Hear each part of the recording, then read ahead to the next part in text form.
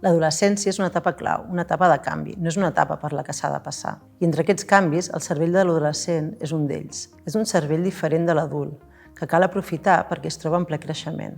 És una etapa on l'adolescent està preparat per aprendre moltes coses, perquè les connexions neuronals són més sòlides i, per tant, els aprenentatges es fixen millor. Entenent com funciona el cervell de l'adolescent, entendrem que molts comportaments, com per exemple els seus canvis d'humor, que prefereixin estar amb les seves amigues i els seus amics, i el continu qüestionament del que diu l'adult, es correspon amb el seu desenvolupament cerebral, els quals són necessaris per sortir de l'etapa infantil dependent, que requereix atenció i la cura constant de l'adult, i entrar a l'adulta, en la que tenen plena autonomia per a realitzar les seves activitats diàries i prendre les seves pròpies decisions. Quan això ho entenem i ho acceptem com a normal i necessari, ens permet veure l'adolescent des d'un altre lloc, tenint menys conflictes a casa, a l'aula i a construir una relació positiva de confiança i bon humor. Sovint, quan a casa em parla un adult, em diu que no l'escolto, i no és que no l'escolti, és que estic com amb el meu món. I no és que no el vull escoltar, sinó que no me n'adono. Llavors s'enfada i ho puc entendre, però clar, ell també m'ha d'entendre a mi, que no ho faig volent. A l'adolescència es perden moltes connexions de la infància, com la desconnexió de la veu materna i paterna, i es posa més atenció a les persones de fora. Per tant, la veu de les persones que ens han cuidat no té la mateixa reacció neurològica que quan érem infants. Aquest és un canvi necessari del cervell per aprendre d'allò desconegut i saber relacionar-se millor amb l'entorn. L'escorça prefrontal és la regió del cervell que ens permet controlar els impulsos, prendre decisions adequades, planificar-nos i organitzar-nos, entre altres funcions. Aquesta zona és l'última en madurar i el seu desenvolupament finalitza entre els 22 i 25 anys aproximadament. Per tant, és normal que a l'adolescència els costi organitzar-se, gestionar la seva impulsivitat i prendre decisions adequades. Quan he de fer els deures de l'institut o estudiar per un examen, em costa molt organitzar-me, trobar el temps per aprendre-m'ho tot. De vegades m'angoixo i em costa sortir d'aquesta angoixa. A casa em diuen que estudiï cada dia una mica, perquè m'anirà bé quan tingui l'examen, i així no em tornarà a passar. Però no ho faig perquè penso que l'examen ja vindrà, i al final se m'acaba fent bola i m'angoixo. L'altre aspecte que madura l'adolescència és la capacitat d'endarrerir les recompenses.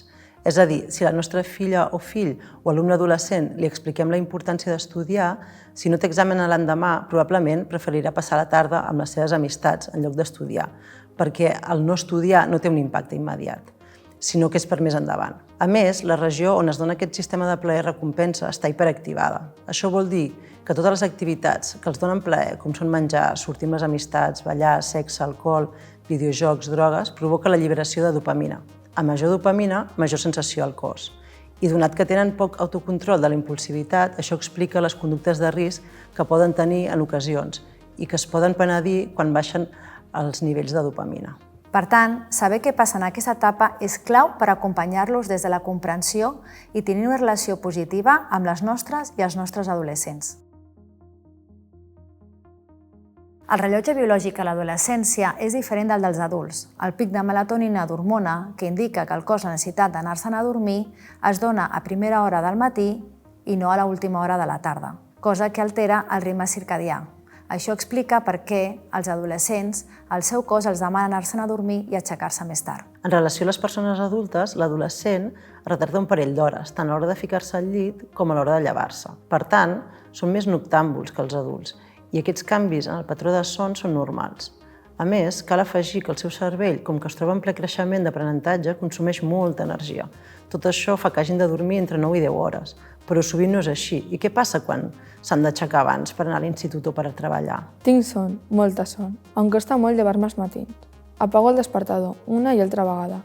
El meu cos em demana seguir al llit i no me n'adono i allà segueixo. Venen a despertar-me, però no em llevo fins que ja em queden pocs minuts per sortir de casa. Llavors, tot són presses i em fico molt nerviosa perquè no tinc prou temps. A vegades discutim al matí per això, però és que no em podia aixecar del llit. Era massa d'hora i quan arribo a classe em costa estar atenta perquè encara estic adormida. És lògic i normal que si l'adolescent no dorm entre les 9 o 10 hores, aquesta manca de descans pugui afectar a la seva capacitat d'atenció i aprenentatge, al seu estat d'ànim, al seu benestar, a la memòria, a la salut física, i això li provoca estrès. Quan l'alumne arriba al matí a l'institut, el seu cervell no està al 100%. No té la mateixa frescor i l'activitat que pot tenir un infant o un adult. El seu organisme està lent, com un Windows 95 quan no acaba d'arrencar. Per facilitar aquesta arrencada i despertar-se més ràpid, es recomana exercici i moviment i que els toqui la llum del dia. Per tant, és ideal començar el dia amb educació física o, si és possible, anar caminant a l'institut. D'aquesta manera, el seu cervell s'activarà més ràpid. Quan arriba el cap de setmana i no m'he de despertar aviat, m'encanta. Llavors, no tinc la pressió de casa per anar-me'n a dormir. I tinc la tranquil·litat d'aixecar-me tard. M'agrada molt jugar a pàdel. Doncs si un dissabte no tinc partits, són les 2 del migdia i encara puc estar al llit. Aquell dia em sento de més bon humor i més tranquil·la. La societat no va en consonància amb el ritme circadià de l'adolescent, ja que l'hora d'entrada a l'escola és a les 9 i a l'institut l'hora d'entrada acostuma a ser a les 8. Per tant, què podem fer per desafiar aquesta realitat? Algunes idees són tenir una rutina, un horari per anar-se a dormir i despertar-se, compensar que al cap de setmana puguin dormir més, no fer migdiades de més de 30 minuts, fer activitat física diària i procurar un ambient saludable, és a dir, regular els moments i la quantitat de cafeïna, videojocs i mòbil. Les normes i els límits són diferents. Els límits delimiten el marc d'acció, què poden fer i què no poden fer. Per exemple, jugar a la videoconsola. I les normes són orientacions per complir aquests límits. Per exemple, pots jugar a la videoconsola, però 1 hora a la setmana. Els límits s'han de seguir, no hi ha opció. De fet, són imprescindibles per construir relacions sanes i positives. En canvi, les normes depenen de la maduresa de l'adolescent. Alguns en necessiten poques perquè s'organitzen molt bé i d'altres en necessiten més. És igual les normes que necessitin. L'important és que si en necessiten, en tinguin per autorregular-se i complir amb els límits. A l'adolescència, els límits són necessaris. Els adolescents estan en canvi continu, corporals, relacionals, i requereixen d'ordre exterior. De fet, malgrat sembli tot el contrari per com reaccionen, són els mateixos adolescents que ens demanen els límits, perquè els límits cuiden, donen seguretat, els ajuden a desenvolupar autocontrol, responsabilitat i respecte envers elles i envers altres persones. Saber què puc fer i el que no puc fer, o l'hora que he d'arribar a casa, no m'agrada, però si ho penso, em dona tranquil·litat. També és cert que m'enfado perquè no m'agrada que els meus pares em diguin el que he de fer, però quan no ho sé em sento com una mica rara. És estrany que els teus pares no et diguin el que has de fer i el que no. El tema clau és com posem aquests límits, ja que no ens referim a castigar, censurar, prohibir o esbroncar de manera autoritària, sinó que posar límits és una qüestió de comunicació, de donar seguretat i fins i tot d'autocura. Si ens hi posem a pensar, els adults posem límits constantment. A una amiga, a una companya de feina, a la parella. I quan ho fem, no ho fem castigant o dient et quedaràs sense mòbil quan em tornis a parlar així, oi? I aquí és on apareixen els càstigs i les conseqüències. Perquè què passa quan es sobrepassen els límits i no es compleixen les normes? Quan faig alguna cosa a casa que no sembla bé, em castiguen. A mi el càstig em fa tenir molta ràbia, impotència. M'enfado amb ells i penso que la propera vegada no els explicaré o en com ho faré perquè no m'enxampin. Quan parlem de límits i normes, és inevitable no parlar de càstigs i de conseqüències. En aquest sentit, càstigs i conseqüències no són el mateix ni busquen el mateix. De fet, tenen enfocaments i resultats diferents. El càstig causa dolor o patiment perquè la conducta no es torni a repetir, encara que sigui inconscientment. Pot ser físic o emocional i es percep com una forma de control extern. El càstig té una càrrega emocional que les conseqüències no tenen. El càstig és desproporcionat perquè s'improvisa, es diu sense pensar, ens desconnecta de l'adolescent. Provoca que quan es faci de nou sigui d'amagat, reforça la conducta inadequada, respon a la necessitat que té l'adult de tenir el control i sovint és humiliant. Sabem que els càstigs no funcionen. De fet, si funcionessin, amb una vegada que castiguéssim seria suficient, però la conducta es torna a repetir. Davant la pregunta de què podem fer, ens trobem amb les conseqüències. A més, molt sovint no els podem complir perquè són inassumibles per les persones adultes.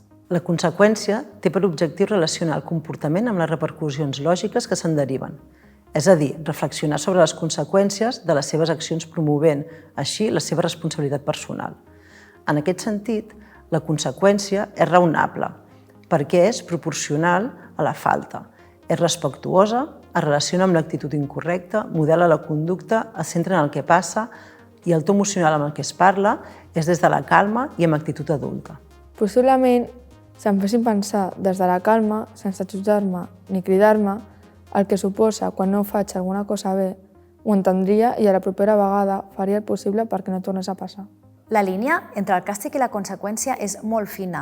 La diferència clau és l'enfocament i la intenció. Mentre que el càstig causa dolor o patiment com a forma de control, la conseqüència es centra en l'aprenentatge, ensenyar les repercussions naturals de les seves accions i promoure la responsabilitat personal. No obstant, l'important és buscar la solució i preguntar-nos per què està passant això, per què es comporta així i anar a l'arrel del problema per solucionar-lo.